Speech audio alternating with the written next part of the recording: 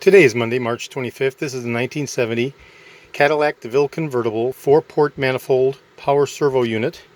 This is for the climate control system, providing air conditioning distribution to the appropriate different locations through the baffle distribution box that is facilitated through the actuation of this rear tail.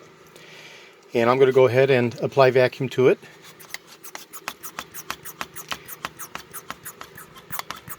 Using my hand pump, and we're holding right at 7 pounds of pressure, and I'll go ahead and release it, and I'll do it again.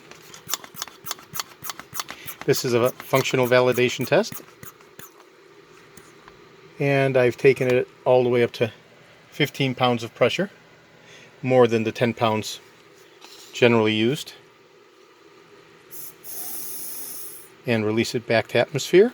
And this is the functional validation test for the 1970 Cadillac DeVille convertible 4-port manifold power servo, which controls the air distribution baffle box doors. This is George in Florida. I have over 75,000 original vintage parts for the 1967 to 1970 Cadillac, and over 250,000 1959 to 1976 Cadillac items overall.